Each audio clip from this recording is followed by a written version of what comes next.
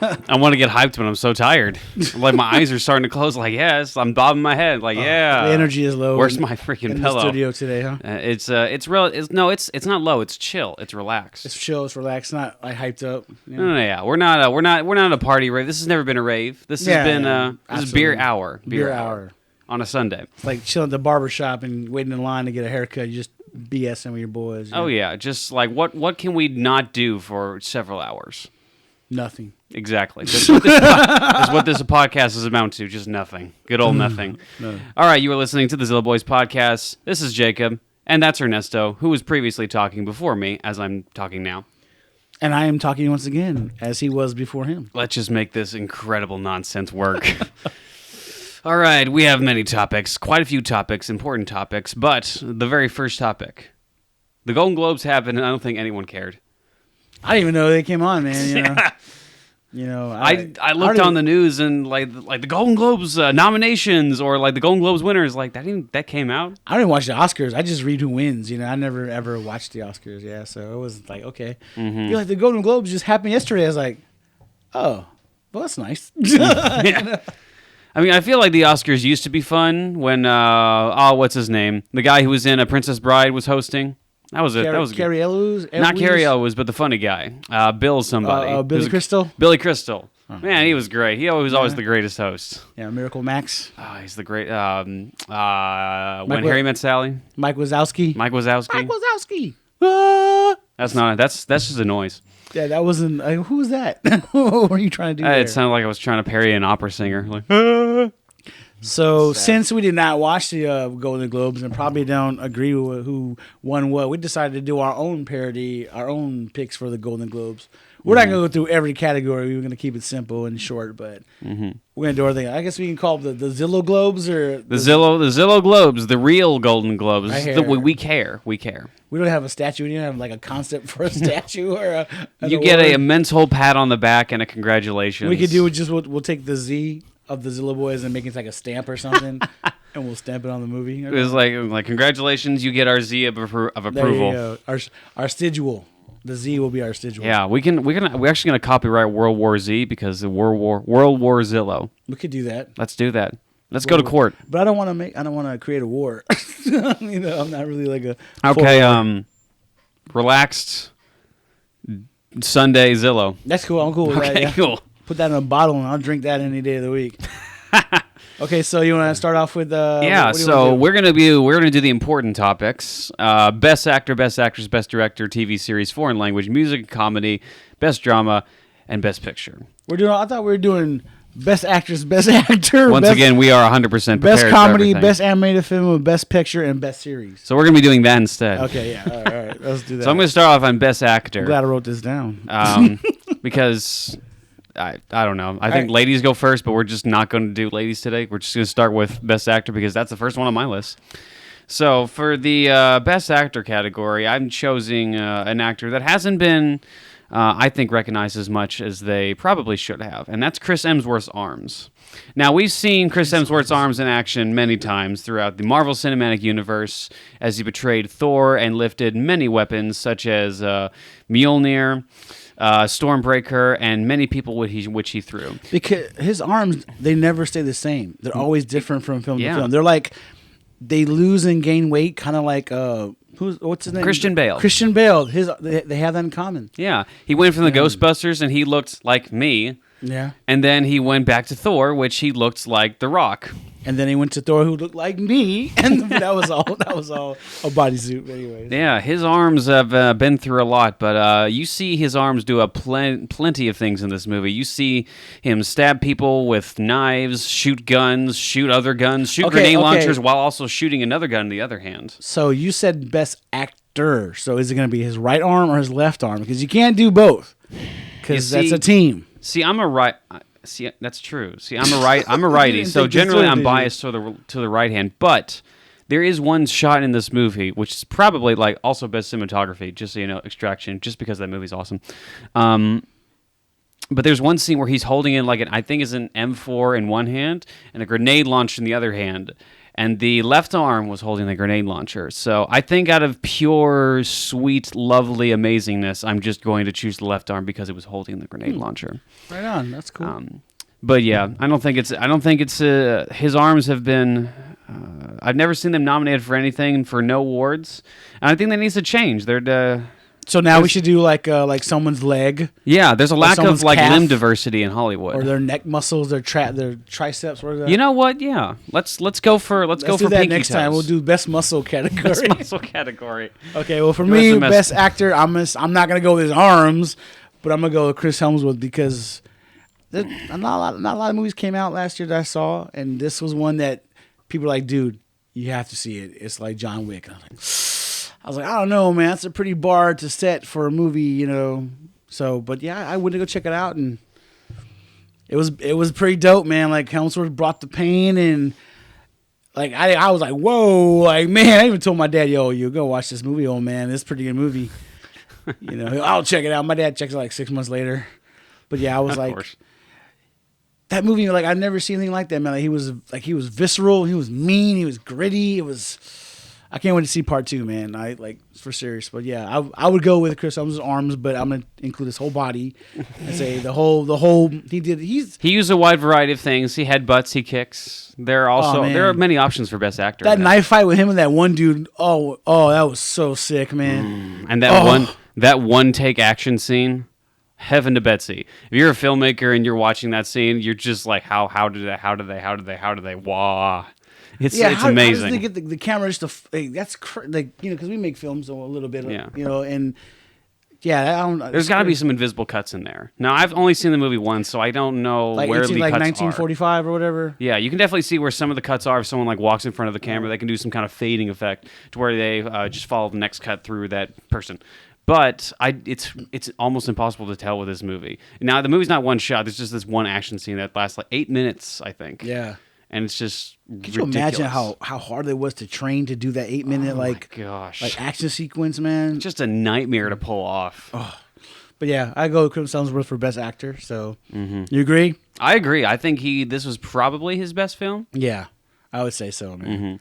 I mean, not to diminish him in Thor at all. I'm interrupting you. No. But he did great in this movie. There was a visceral attitude to him. Not to compare to John Wick. John Wick has some style to him, but this felt brutal. This was like a grown-up. This was like a rated R, comedy, rated R action movie, man. This is like, this was his grown-up stuff. So yeah, I liked it for sure. Definitely, man.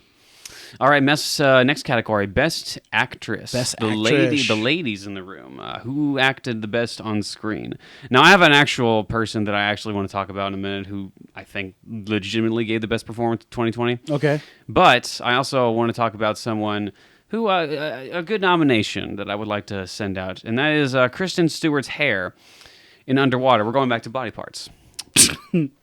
Jacob has a thing for body parts, people.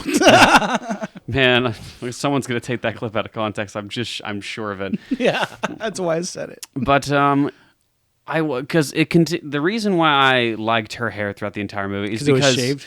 Not only because it was shaved, but it distracted me throughout the entire movie, and I wasn't paying attention to the really good effects the wonderful underwater setting and the monsters and all of that. None of that scared me as much as the fact that I was constantly wondering where her hair was. And I was always, because I'm used to Kristen Stewart is a great actress, and I'm of the opinion that she's actually really good because she's been good in other movies, and I've always seen her with long hair, and she doesn't have long hair anymore. It's kind of shaved. It's like military cut. Yeah. And all the time I'm thinking, constantly, whenever she's running back and forth to her scene or she's in peril, it's like, oh my gosh, where did her go? You mean swimming, not running? She let them more swimming. Yeah, there's a lot of swimming in this movie, and I'm very concerned for her hair. I'm always like, there's a story behind this hair. It's like, did she get a cut? Did she lose a bet? Like, what happened with this hair? And it always pulls me for a loop. And even when like the giant spoilers, even when the giant monster comes at the very end, and it's like, wow, and you look back at Kristen Stewart, and the hair's still not there, and I'm still like, I want to. Where did you use a razor? Did you use scissors? What happened? I need to know these things. Like how does like who cut her hair? You mean like is that what you mean? Like, not only who cut her hair, like how it was cut, like with clippers or exactly. It's a mystery that I need solved, and maybe there'll be a prequel movie for Underwater. I mean, maybe she's going for a tough look, man. I mean, she looks pretty tough, man. Like I want to mess with her, man. You know, and that movie was actually really. I like that movie, man. Underwater was actually pretty good. Yeah, like, it was pretty freaky, man, and she hung tough, and then I'm sure if her hair was there, her hair would have been. Well, her hair was there. It just wasn't long. Yeah. Her hair was there, so the hair was kicking butt with her. Exactly. Yeah. And I think people a lot give her crap for the Twilight movies. Look, you get Robert Pattinson crap for the Twilight movies as well, but they've actually made a career other than those movies, and it's been pretty good. Yeah, start somewhere, man. They were kids, you know what I'm Yeah. saying? There's a franchise. They're like, you make 10 movies and make a bunch of money. They're like, yeah, we'll do that. And Yeah. be in front of pop culture, being like one of the main themes, because, that was a big thing when it was going on, Yeah, So, yeah, I don't blame them for that. Yeah, if you're in Hollywood, you got to make some money, dog. definitely. You know what I mean? So, yeah, I'll go with her hair, or I support that movie, too. Yeah. That was pretty cool. I will say one of the person I think actually deserves Best Actress. Now, I haven't seen every movie in the year 2020. I've actually skipped intentionally many movies because a lot of them looked like garbage and I just didn't want to see them. But one actress that I think deserves a lot of respect, and so much respect that I don't remember her name, is the girl from Invisible Man. Oh. She was amazing. Now, What's I her think name? Why don't you look it up on your phone? See, I don't remember her name. I don't want to touch my computer. It's like sensitive right now. Oh. But she was amazing in that movie. She played She's girl, the one from the Handmaid's Tale, Handmaid's right? That's Tale. right. She was the star in that That's before she right. was That's the right. star in this movie. I can't remember her name, but either way, she portrayed someone who was under an abusive relationship for the longest time, and the fact that like in this, I don't want to say comic book-esque movie, but a movie that you could probably take for granted, for just an Invisible Man of that kind of quirk. She sold that performance. She was fantastic, and she sold the fact that she was desperate to go. Elizabeth Moss. Yeah, Elizabeth Moss. That's her name. That's her name. So, Beck, totes to you for being a wonderful actress in that movie.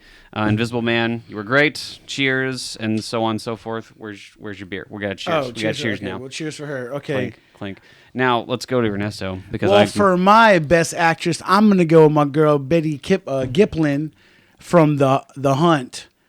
I liked her from the TV series on Netflix, Glow, the glamorous ladies of wrestling. She plays one of the main characters, and to see her get a lead, role in a movie, I thought it wasn't going to be that great. Not because of her, but because the year, like you said, wasn't filled with a lot of great movies. Mm-hmm. And I actually watched that movie because of her, and also because of Glenn Howerton from It's Always Sunny in Philadelphia.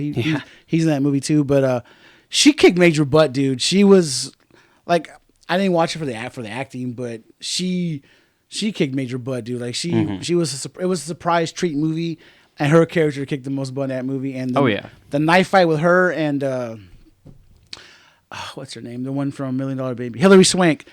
Mm-hmm. They have a knife fight at the end, like a fist fight, knife fight, and it is epic, man. Yeah, the action was really good. Excuse me, I burped. The the gore was awesome, because it was like a Quentin Tarantino gore movie. But yeah, she did really good, and it was a pretty dope story, and it had like a twist at the end you didn't see coming. But yeah, she kicked major butts. I have to give it to her, man. I haven't seen her in a lot of movies, so I'm not super familiar with her. What else has she been in, like movie-wise? I think that's it, man. Maybe another one, Really? but I forget. Yeah, it's like yeah, she's not well known yet, but if she can do stuff like that, man, give her time, and you're gonna see her a lot more. I think, Okay. For sure, though, for sure, yeah. Because in Glow, she actually uses like her acting. Like it's a wrestling themed show, but it's more drama driven. Okay. And this was just like an action movie. You know what I'm saying? So it was. I seen her in a different light. You know what I'm saying? Like in a different mode, a different character, different context. which was really cool. So It's always good to pull those kind of actors out of their environment if someone gets typecast in something. Like, say, for instance, Chris Hemsworth and Thor, always getting cast in the action movie roles. Put them in something that's completely different and see if they suck or Absolutely, fail, yeah. or they may rise to the challenge and be fantastic. I think she did. So I give it to her, my girl Betty. Mm-hmm. All right. right. Betty, Best Actress for Ernesto. All right. Best TV Series of 2020. Queen's Gambit. Everything everyone says about this series is true. It's fantastic. It's well paced. It's well shot. The main actress in that movie is freaking wonderful. Now I'm trying to remember her name as well. I'm not good at remembering names today. And I've seen that. Yeah, It's not a good thing. But you know what should you know take what I'm notes talking next about. time, I yeah. should really take notes. We can actually prepare for this next time. But it's a chess game. It's a chess about chess. It's right? chess. It's chess series. Now you think like even like a movie about chess would be No, boring, dude. and a TV series we gotta watch like episodes upon episodes of a chess game would be boring as all nuts. But they don't make it like 100% about the chess game. They make it about they make it character driven, and even the chess games themselves they make it different every single time. So some chess games will be like a montage, and other chess games will be like certain moves we'll pay attention to, and then we'll see the board and see from the character's perspective on what and sometimes it'll be like animated, so she'll be like playing chess with no one on the wall, and there will be like an animated chess thing on the wall. They get really creative in this series with the chess games. Dang, I like chess, man. I got my daughter playing it, dude. We play chess all the time, so That's great. like, yeah, because I was wondering how are they gonna film and shoot chess, man? Because I mean, for some people who don't know how to play chess, it's hard to watch and hard to follow. You know, like any sport, if you don't anything that you don't know how to play, it's gonna be hard to make sense of it. So, Oh yeah. but yeah, I might want to check that out, man. That sounds pretty cool, dude. It's shockingly entertaining. And for some people, you could definitely say that the main character can come off a little bit jaded, and that's partially true, but that's where I think her performance, excuse me, I burped too. We're trying to be very serious as we continue to be the most immature people. But I think that's a lot where the best part about her performance comes from, because it's very reserved. I think a lot of people can take for granted like the crying scenes in movies or TV series, like, oh, that's the best performance. This person's performance is so reserved and so calm and in control, and that it makes the moments where she is losing control or has an emotional moment stand out thus more, because she's so calm and in control, and that goes beyond the chess games. That goes with her reactions to her mother or her adopted mother in this series, and to her friends in this movie. It's just a wonderful series, and it's a compelling character. It's a compelling world. The chess world, you would think would just be riddled with people who play Dungeons and Dragons all the time, but these people are intellectual for sure. geniuses. Oh yeah, for sure. It's not like It's, I mean, not to dog on Dungeons and Dragons, because it takes to remember all that stuff and all the spells. That takes some stuff too, man. But for sure, man. But that's cool. I'm gonna check it out, man. Yeah, man. And what's your favorite? Oh, by the way, Anya Taylor-Joy. That's her name. Taylor-Joy, I had to look it up. But wonderful actress, deserves every award that's coming to her. Best TV series. Why don't you start? I'm gonna go with my man Henry Cavill in The Witcher. I thought that show was amazing. Had everyone at work talking. Had everyone, like, wherever I went, talking about, check this dude. Superman is dark, and he's wielding a sword, and he does magic, and he looked insane. And he showed, like, everyone, oh, Henry Cavill, he can only be a nice guy now. He can do whatever he wants to do, man. That dude can be as evil as he wants to, and he pulled it off. You know, he's I guess he's the anti-hero of the show, but you know, you're pulling for the dude, man. Yeah. And even the sorceress, man, the one who's all jacked up and ends up fixing herself and going out there, man, she was dope too, man. Like, and I thought maybe the effects didn't look that good because the budget was small, but no, it looked good. I mean, just everything from the costumes to the armor to the sword, you know, to the weapons to everything looked really good. You know what I'm saying? Like, yeah, and it just, I've never played the game, man, but it made me want to try, at least get into the franchise, because, like, you know, well, it's a board game or is it it's a video game. It's a video game. Okay, my bad. But it made me like, man, I want to check this out, man, because, burped again, excuse me. But yeah, I liked it, man. I thought it was really cool. It was really sick. It wasn't for kids. It was for adults. Yeah. So it had that Game of Thrones kind of, like, you know, adult theme, and I really like that, man, because I like stuff for me. You know, I don't want to feel like a kid watching this stuff. You know what I mean? So, but yeah, I thought it was dope, man. I thought it was good, and like I said, Henry Cavill. Just, I'm a big fan of him, dude. And if he's gonna be in something, I'm gonna give it a watch. Especially now, because I know he can flip the script. Like how you said, giving someone something versus their typecast, like outside the box, and how they're gonna work with it. You know, and he worked with it, dude. You know, he was banging bras, He's a big boy. Banging bras and getting drunk and killing monsters left and right. You know, It was fun. It was a good 8 or 9 episodes long, and they were all like an hour long. And some of the stakes were epic, and some of the battle scenes were big. So yeah, I'm ready for season 2, and they're shooting it right now. So yeah, I'd have to go best season. Oh man. What do you think about comparatively to Game of Thrones? Because I'm sure a lot of people can make that comparison.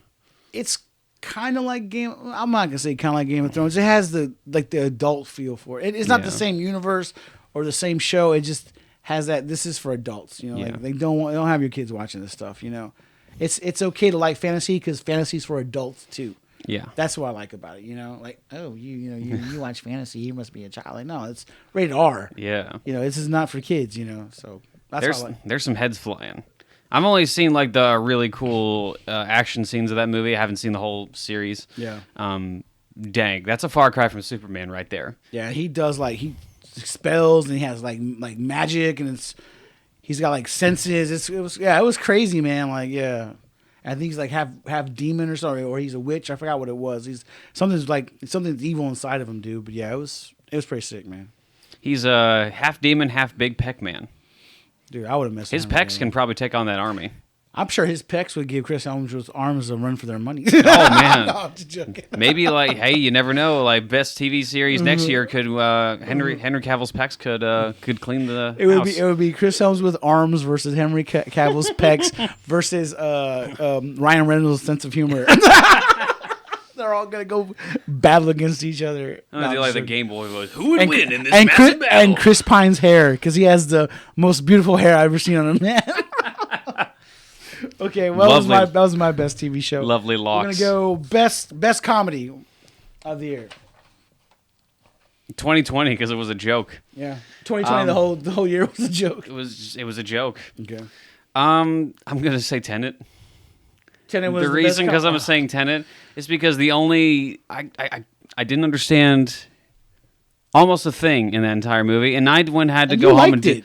And well, I respected it. You respected it, okay, all right. I thought you. But it was a good laugh in the entire theater because I leaned over to my girlfriend Caitlin constantly during the movie and just asked her like, "What's going on? Do you know what's going on?" And then no, I have no idea. Was she sitting between us, or how? I went with y'all. She was in between us. You were sitting. I think I was like to her. Caitlin's like, "What's going on?" She's like, "I don't know." It was hilarious how confusing that was, and we were just we were the only 3 people laughing in the entire theater. And I was like, "Do you understand?" No. We were laughing, but we weren't supposed to be laughing because it was supposed to be serious. Yeah. And though I will, what's the guy who plays the villain in that movie? He also directed Thor. The villain of that movie, Kevin Branagh. Yeah, Kevin Branagh. The guy, he was so cheesy, he was so over the top that every scene he was in, I was laughing at because he's so freaking short and so chubby that I don't understand how anyone could take him seriously. They probably could push him over with a gust of wind. That's what he has henchmen for, man. Yeah. I did not like that movie at all, man. So I was like, if I'm gonna go through all this to watch a movie, I'm gonna make sure I like it. Yeah, you're an avid hater of that movie. Yeah. I like it visually. It was stunning, and it's a Nolan film because he has his own style. Mm-hmm. But it was just sometimes I think he needs I know he wants his movies to be smart, and I appreciate that. But sometimes not every movie has to be super genius smart level to watch. He definitely has a type of movie that he wants and a type of story that he wants to tell, and I think he leans that way with his brother because he likes to think about those types of things, and that's great. And I like that I like the movies that he makes. I will agree. I don't think every movie that he makes needs to be this unbelievable mind bender, and though he has made great mind benders, oh yeah, for sure, Tenet needs to calm the frick down. It's so ridiculously complex. No one understood. I did research. Like I said, I did research and I still didn't understand what was going on. But time travels like that's something like what did the Hulk say? It's either all of it is a joke or none of it is. It's like it's time travel, man. Mm-hmm. It's hard to mess with. Mm-hmm. Well, I didn't think of that as a joke. I just thought it was a funny movie. Yeah, I guess it was. I laughed a lot in that movie. I did too, man. I will consider that a comedy because of the amount of times that I laughed. What is going on? Like, what do you say? And the whole time he's like, because they're wearing a mask because they can't breathe the inverted air, so they have to. And the whole time they're the whole like important scene. I'm like, oh yeah. I'm like, what are they saying? I don't know. And you need to understand what they're saying, or you're not going to get the context of the next scene. It's like, and all I'm doing is like looking at you and Caitlin, and it's just the face of utter confusion and frustration. So it was a fun movie to be in because it was so confusing, and I laughed a lot. That's why it's the best comedy. Cool. Well, even though I thought that Tenet was funny, I didn't nominate. It's not my favorite comedy. My favorite comedy of 2020 would have to be Borat, the part 2, because that movie was just hilarious.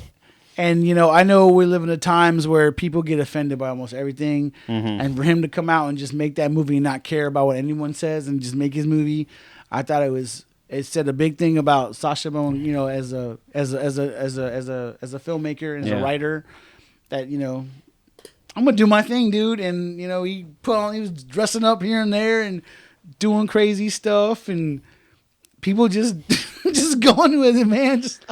See, I'm shocked that he can still able to do that, because doesn't everyone know who Borat is at this point? Yeah, remember they're like, hey, Borat. So he had to go get a costume to change because they wouldn't recognize him, man.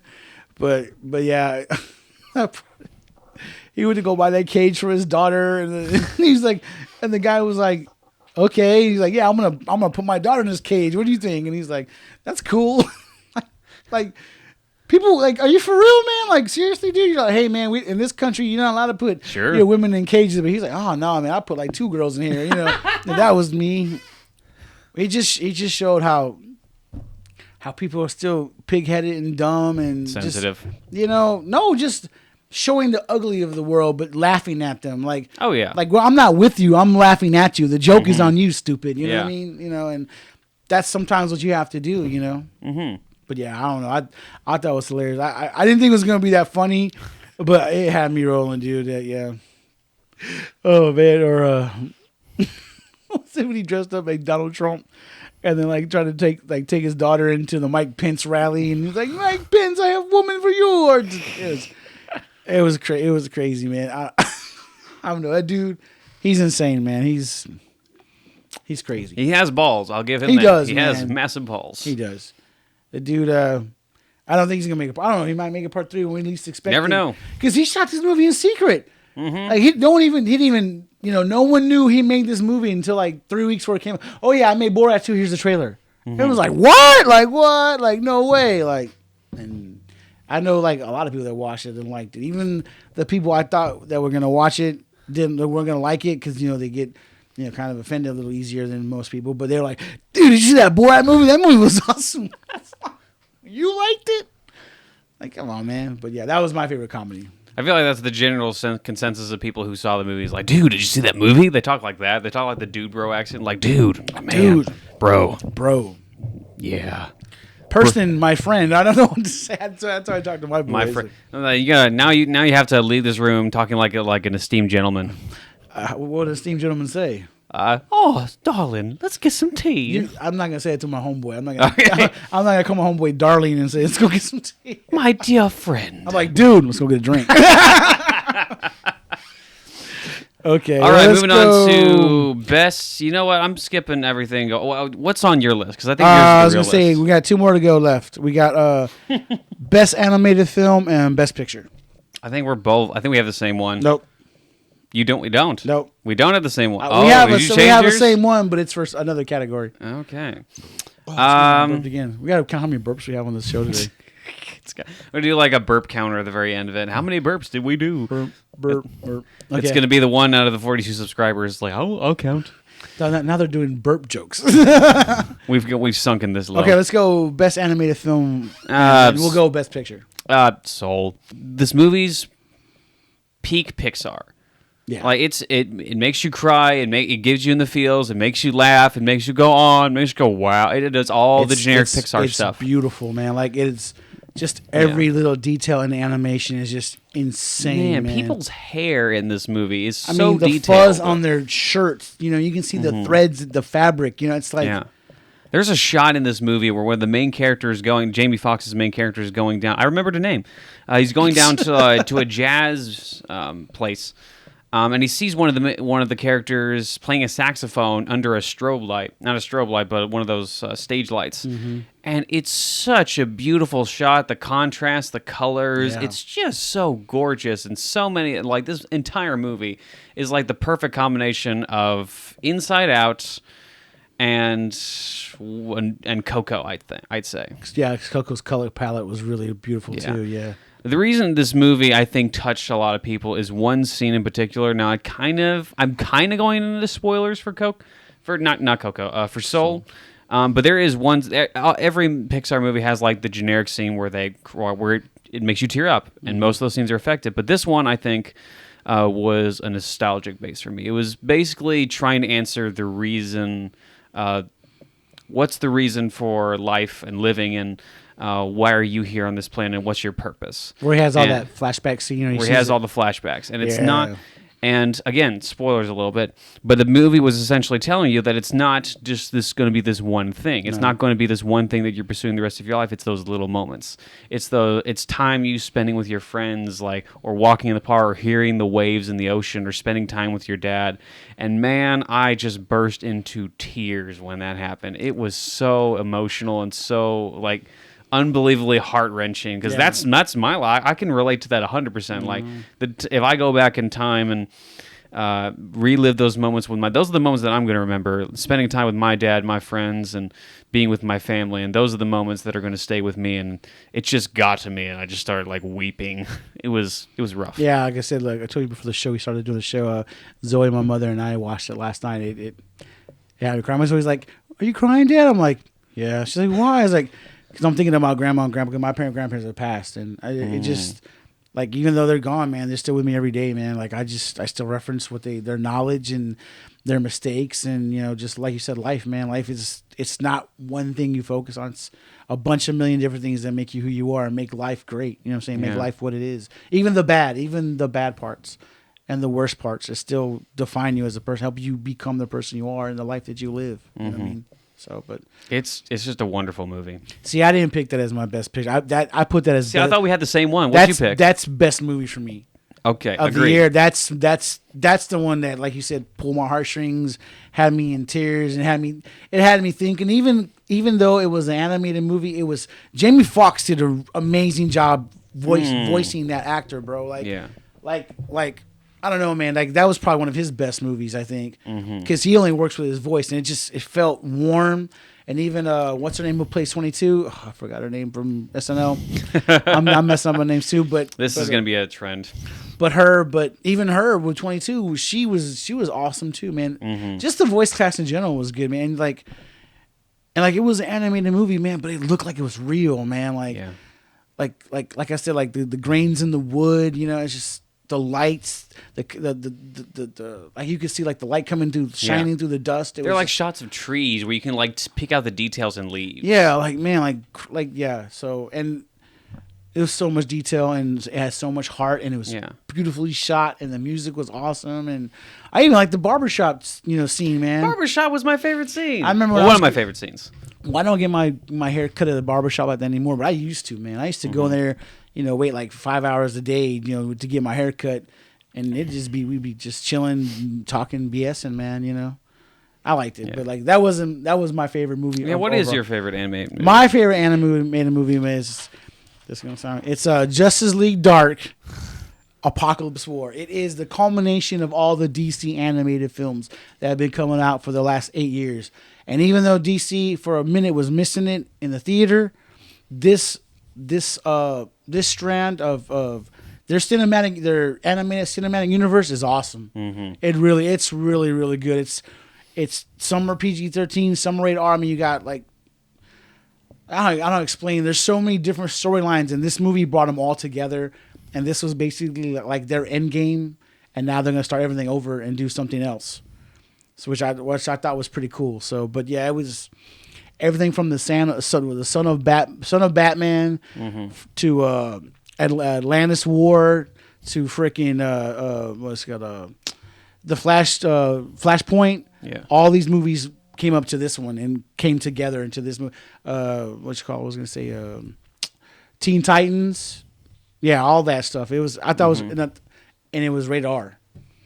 because was the main character. It was John Constantine. Yeah. It's who tied it all together, and he's just sick, man. Like that dude who plays the voice. He played him in the series and on the CW. Yeah. He's just John Constantine, dude. Like that dude is bad. That dude is awesome, man. And yeah, it was pretty dope. They make like these parademons where they cross them with Doomsday DNA. So they got these they have these indestructible parademons that just kill all the Justice League members. Like Batman turns evil. Like they have a war with Apocalypse, and Apocalypse wins, and he turns Batman into one of his soldiers, like his general, because he's so smart. And he ingests Superman with kryptonite like serum in his blood, so he can never use his powers. It was pretty crazy. It was pretty dark. Yeah. They've for so long, I think people have making this comparison that they've been skipping at the movies, at least for a while. Some of the Justice League movie, at least the Joss Whedon cut, we don't know about the Snyder cut yet, and in some of the new DC movies that came out, the second Wonder Woman, that just haven't lived up to it. And people have been making the comparison to the animated movies that have been coming out and saying they have continuously hit the mark in the best way possible. Absolutely, I absolutely agree with that, man. Because as like I said, since 2012 to just 2020, 8 years. It's been the same kind of style, the same voices, the same people, the same crew making this movie, and they've all followed like their own narrative, like the MCU has done, but in animated form. You know what I'm saying? Yeah. And they haven't got a lot of credit, man, and that's why I thought this movie was really, really good. It was a culmination of all that.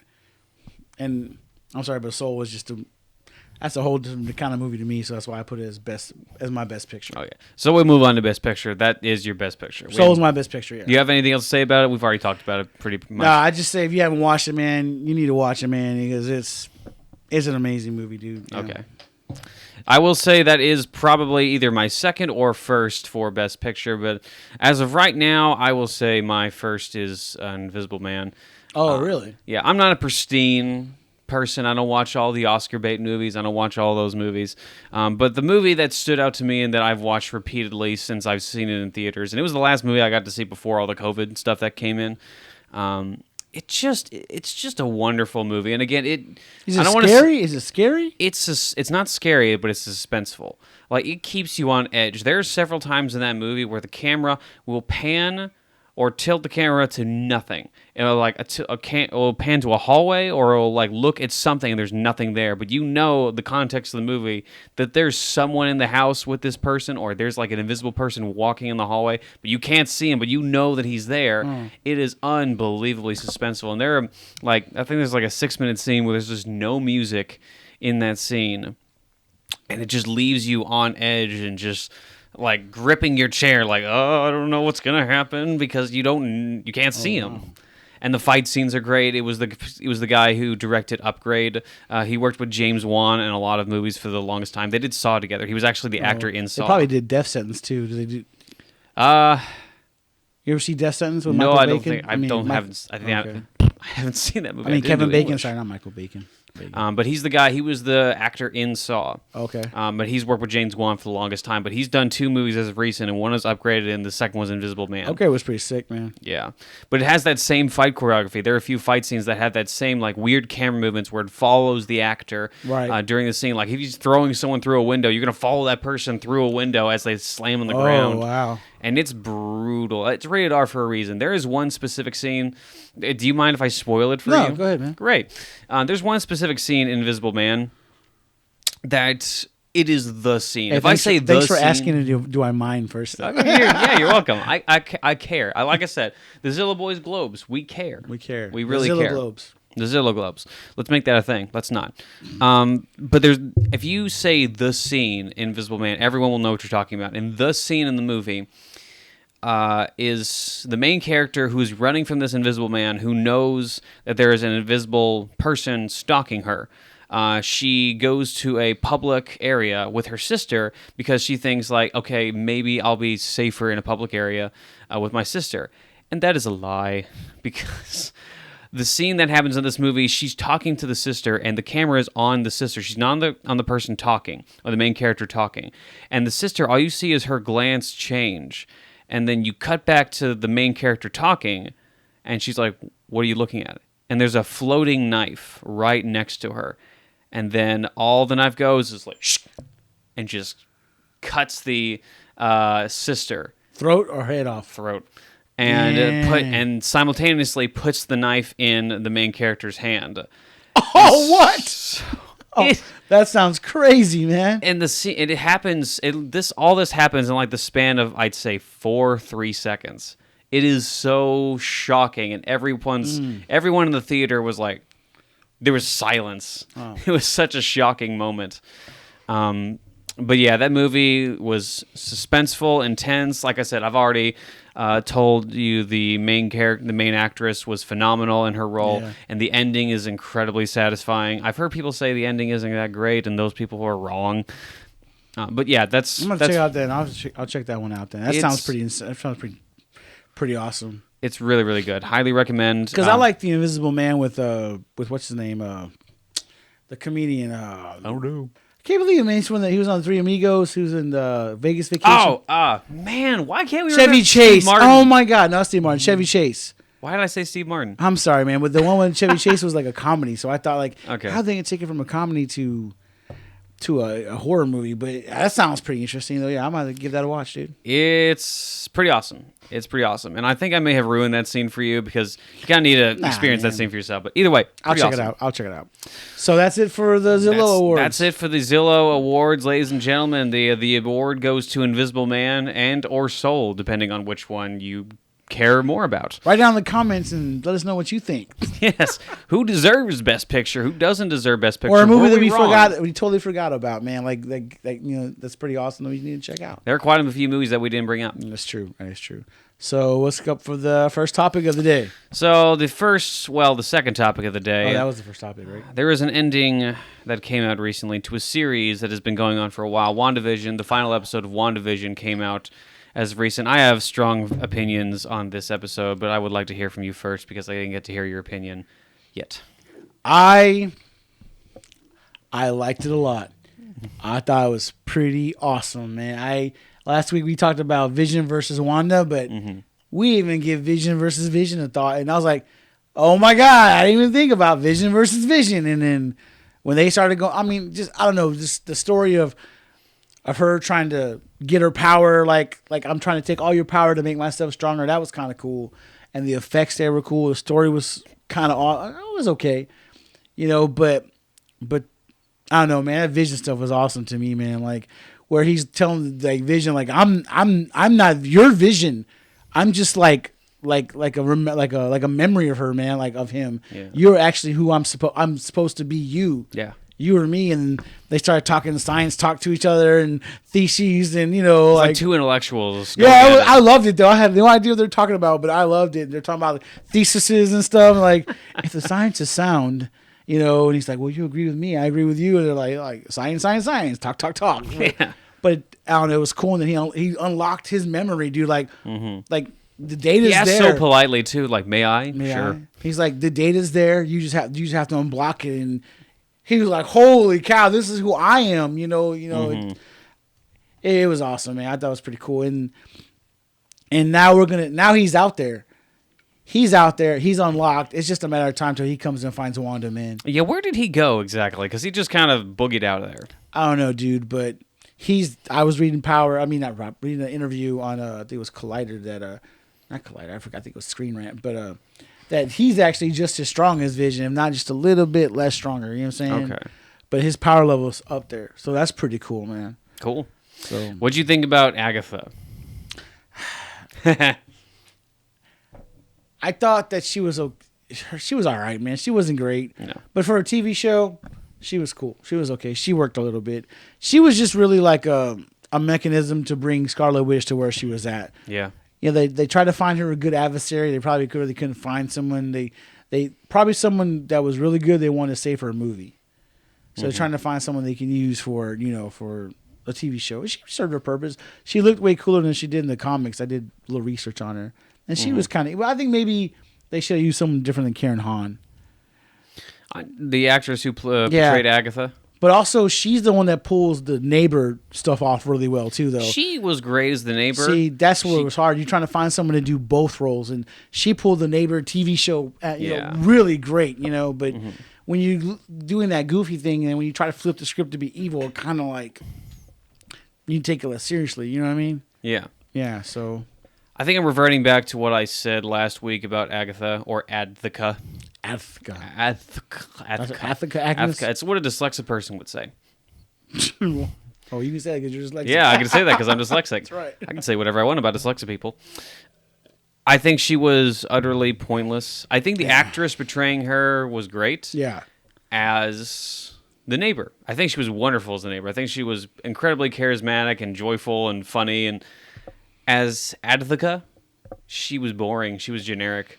And I think Marvel just did not have the balls to make it solely about Vision and Wanda. They felt like they needed to add a villain for them to fight at the end. Now, if it was Vision, the White Vision, I feel like that could have been better. I feel like that could have been more centralized to the theme of forgetting and letting things go and moving on and maturing. That's kind of what they did at the end with Wanda, but Adthika was pretty useless. I didn't enjoy her storyline. I thought her rivalry with Wanda was kind of bland.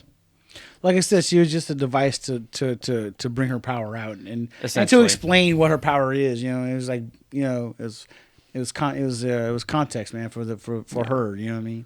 But yeah, they didn't really. They could have just used Vision as the bad guy. Yeah, because he probably could have whooped up on both of them. Dog, to tell you the truth, man. Yeah. I think they miscalculated what they were trying to make this whole series about, and I'm not gonna lie, seeing her in like the Scarlet Witch costume was cool, and seeing her become the Scarlet Witch was awesome. It was cool, but the whole show was about grief and about getting over your past. Yeah. And I feel like if they kept that centralized theme and made that the whole point of it, then that would have been a better series than just making it like, oh, you're the Scarlet Witch. We all knew that. So that part was kind of tacked on. But we called her that. They never actually call her that in the MCU. They just call her, whatever, what's her name is Maximoff. They don't actually call her the Scarlet Witch. And when I seen her in her uniform, I was like, all I could think was like, oh my God, how cool are the X-Men going to look when their outfits come out in the MCU? I was like, her outfit looked good, man. It was pretty good. It looked like a tiara for a second, though. Like the dark red with the black mixed in. Oh, she looked pretty bad. Mm-hmm. And the way she can charge her powers and throw it now, yeah, like, like I thought she was pretty dope, Scarlet Witch. But like you said, like, maybe they didn't need that cat. What's her name? Adthika. Maybe they need her, man. But as a whole, as their first show, trying to do this and I thought they did a pretty good job. Even with the characters they had. This is not Iron Man. This isn't Thor. Yeah. This isn't Captain America. This is Wanda and Vision. You know what I'm saying? These are two side characters that had a pretty good show, man. And the end was a pretty good payoff. Definitely. And at the end, you see her freaking like going outside making tea, and in the back, her subconscious is doing spells. I thought it was really cool. Yeah. I was like, oh man, she's about to power up, dude. Like, it's gonna be her and Doctor Strange taking on. I can just see her in Multiverse of Madness, ladies and gentlemen. Because she said that she's even more powerful now than the Sorcerer Supreme. Mm-hmm. And when they said that, like, oh man, maybe Doctor Strange is gonna be in this, but he wasn't. Yeah. But I'm looking forward. Doctor Strange has some competition. Yeah, and I'm ready to see that, dude. Yeah. They definitely nailed I will say they did nail the ending with Vision and Wanda.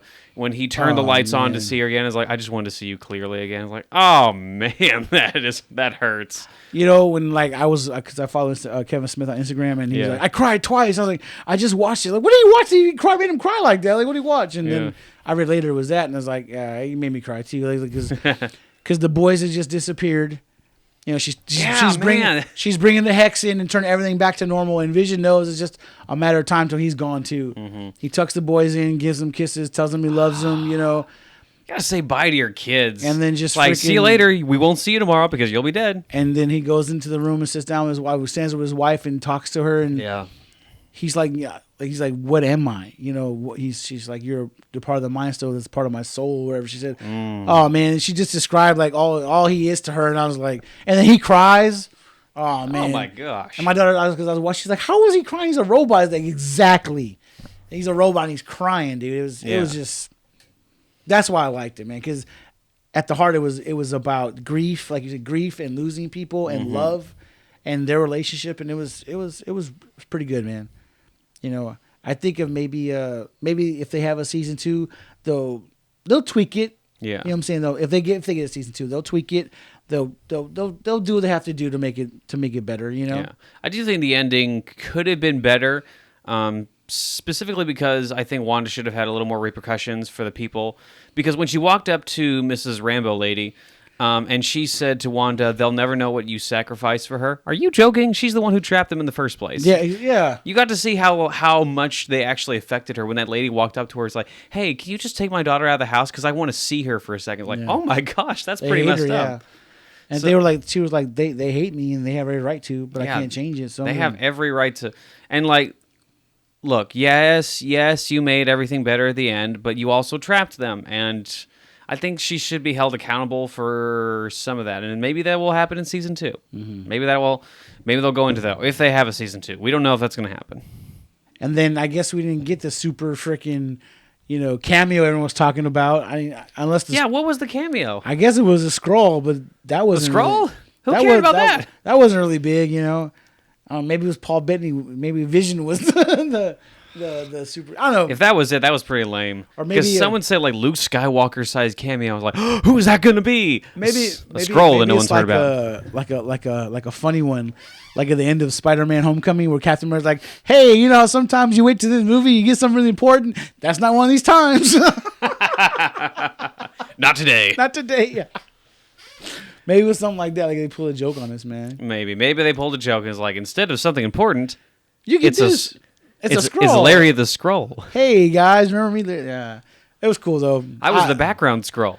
The last end scene where she's like reading, like doing like Doctor Strange. That was cool for me. So I want to see where I want to see where it goes from there. But I don't know. I'll give it a 7.5. I give the season 7.5. What'd you give? I'll give it a high five. A high five and a burger. A high five and a burger. So Burger is that from good? Sonic, not from Whataburger. You don't get that, but from Sonic. It's not bad, but it's not Whataburger. I can go with that, man. Right on. Okay, so next topic is something that Ernesto told me right before we started this show, and I didn't even know this, and now I wish that I knew this I beforehand. didn't know it 'cause either. I this just is- read it when I sent it to you. This is pretty awesome.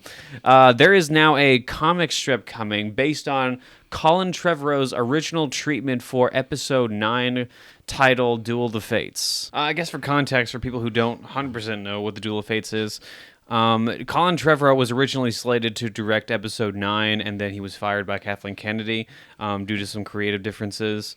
And this was his original script. This was going to be the episode 9 treatment before we got Rise of Skywalker. Yeah. From what I've seen so far from the art, it looks pretty great. What are your opinions on this so far? Oh man. Well, first of all, I thought Duel of Fates was a way better movie, and I mean they did have some concept art, that they showed released, did. and that concept art was amazing, dude. Oh, it was beautiful. So to see someone take that concept art and make this comic book, it's going to be a seven issue series. I'm pretty stoked, man, because like I said, I mean, the Duel of Fates to me sounded like it would have been a way better movie. Instead of Rise of Skywalker. Skywalker to me was a hot mess. Even though I defended the other day on that show, that's probably my least out of all of them. That's my least favorite Star Wars movie, man. Really? Yeah, man, because they were saying it was the Return of the King of the Star Wars movies, man. You the culmination of all 9. If you're gonna make a culmination of all 9 movies and it'd be that garbage they gave us, then no, man. But this seemed like it would have been more epic and bring everything together like it should have, man. You know, maybe not exactly like in everyone's mind, but in my eye, it would have made more sense. Definitely. You know what I mean? They brought the Emperor in the Duel of Fates. He wasn't in the movie. He was in a holocron. Kylo Ren finds his holocron, and that's how he comes in. It's more organic. It's more to the story. You know what I mean? Like, instead of just throwing him in the scroll, like, hey, look, the freaking Emperor's right here. You know, The dead speak. You know, and I don't know, and then what you call it, I'm sorry, and Rey has her blue double-bladed blue lightsaber, and they show the picture of it on the little sample we give the comment. It looks amazing, dude. And her Return of the Jedi little suit, and Kylo Ren's new mask, because in the treatment he gets a mask that looks like Revan's mask, and they show it. It looks awesome, man.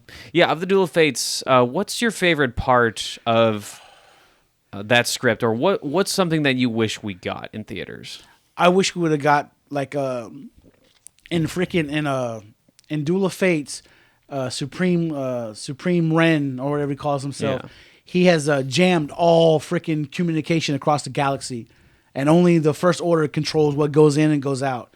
So Finn, Rose, and I forget R2 and somebody else, they go and they break into the Jedi Temple, which is amazing just by itself. They break into the Jedi Temple on Coruscant because there's a radio or something like some kind of technology that predates everything that's out there, and it will not be controlled by freaking by the First Order. So they get in there, they break into the Jedi Temple, and they send a message, Leia's message, across the galaxy. And it's supposed to be like the way he described like the lighting of the torches of Gondor, where Gondor lit the torches, the beacons to get Rohan to come. It was like that, but all across the galaxy. Like you see like the signal coming up everywhere. All the different planets is coming up, and it's her like begging people to come fight to take down the First Order. And I wanted to see that because that would have been epic. Like I like the part where all the freaking like all the spaceships show up with Lando. I thought it was pretty cool, but they had that and this. Yeah. And this sounded like it would have been like way like all those spaceships showed up out of nowhere, dude. Like there's no way Lando's gonna go across the galaxy and get all those spaceships. It doesn't make sense. Yeah. But this makes sense. Like everyone's gonna show up, after this and come kick the butt of the First. I want to see that. That sounded way epic.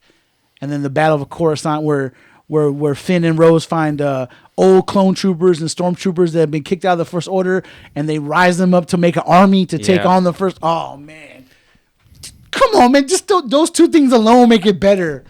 There's so many other. You get Darth Vader versus Kylo Ren on Dagobah in a vision. Man. He fights his grandfather, dude. Come on, man. I'll get back to Darth Vader versus Kylo Ren in a second, but back to your point of that the whole battle taking place on Coruscant. That when they were saying like this was going to be the movie that brings together everything, the prequels, the originals, and the sequels. I think that like bringing those locations, prequel locations, and prequel lore to these movies would have brought everything together. It originally ended, like everything ended, or it started with Darth Vader on Coruscant, with everything Order 66 and everything, and it ended there. It will bring some continuity with the prequels, and it actually did seem like it would actually end the entire saga for the Skywalker movies, and you actually do get to see Ghost Luke, and you see a whole bunch of, and Ghost Luke plays a more prominent role because it's not Leia training Rey, it's Ghost Luke training Rey. And he haunts Kylo Ren. And he haunts Kylo Ren because Kylo Ren killed him. He sees them in visions. That would have been how cool would that have been to see him like, you can't kill me, boy. You can't get rid of me. I'm always, because they even show like some of the dialogue he was saying like the minute you stroke me down, man, I will haunt you for the rest of your days, just like your father. And he even Han, haunts him too, And they show pictures of Rey's dojo, her Jedi dojo. Yeah. Rey actually doing some legitimate training. Who would have thought? They did show that in The Rise of Skywalker, but The Rise of Skywalker is garbage, so it doesn't count. Yeah, I don't even know where else to. You see Chewie's fighting in the X-Wing. And at the end, they say Chewie gets his medal from Leia. He gets like Han's medal. Yeah. She gives it to him, which would have been a tearjerker. Remind me, did Leia die in this version? No, she doesn't die in this version, man. Okay, that would have been a problem. That's why they didn't make it, man. Because Carrie Fisher died, man. No, there are so many ways to ride around that. No, man. No, there's not, dude. There is. She need to be. No, man. No, you can still have the Battle of Coruscant. You can still have all those things.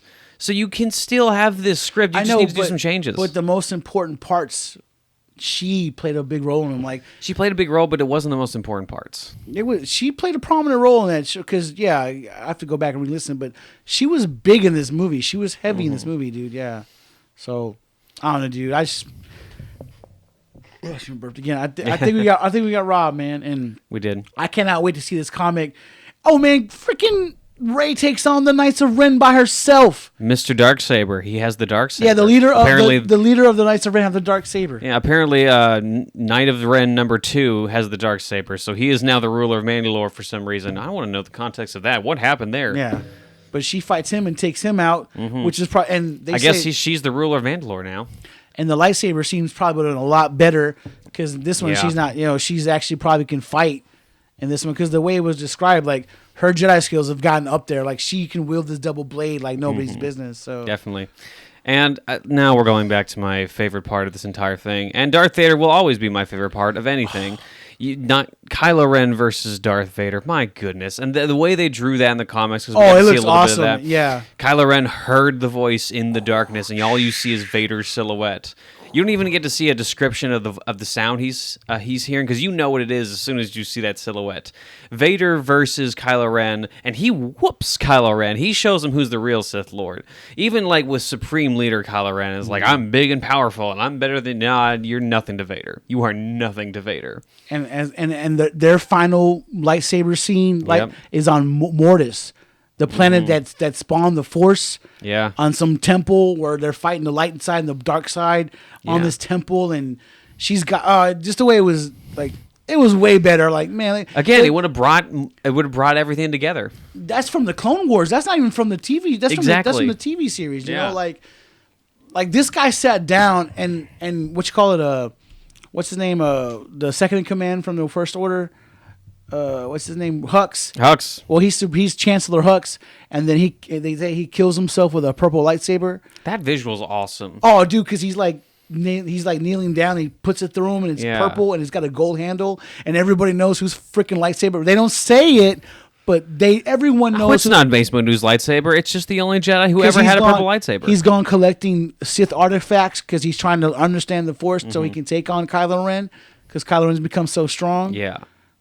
That would have been a great arc for Hux instead of just getting shot and replaced by this rando.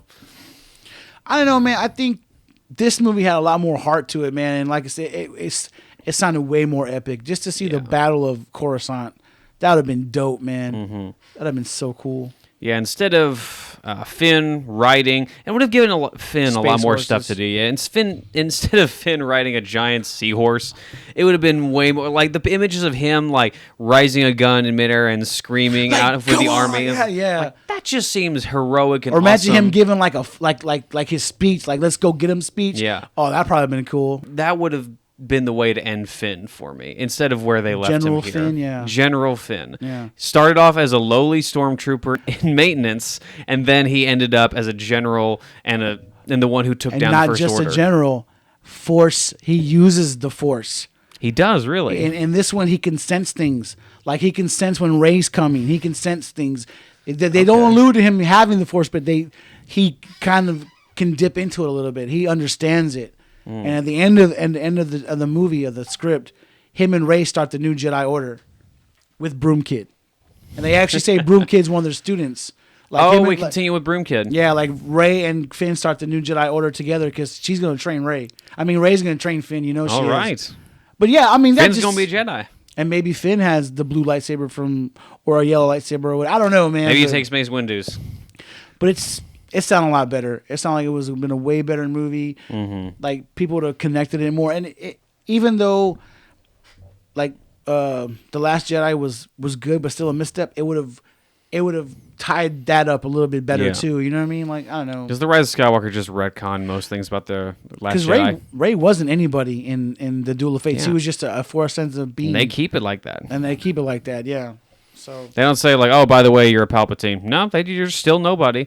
And she has time to deal with that, and you see her figure that out for herself, and you see her become the Jedi by herself, not with any help from Palpatine, not with any garbage monologue or becoming a Skywalker or anything like that. No, she becomes her own Jedi. I'm gonna buy that comic series, man, because I want to see how he illustrates the lighting of the beacon from Princess Leia. I want to see how he illustrates that, man, because if it's in my mind, I have a certain way I think it might look. I think it might be the same thing. Definitely. All right, ladies and germs, so this is going to be it for the Zilla Boys podcasts. Download our podcast on Spotify. Subscriptions, stab it. Notifications, flick it. Google Podcasts, poke it with a stick. Smack it, flip it, rub it down. Oh, no. Bop it, twist it, shout it. Twist it, shout it, twist it, turn it, flip it. Pull it. Ernesto, let's get out of here. Let's roll them credits, baby. That's a done deal.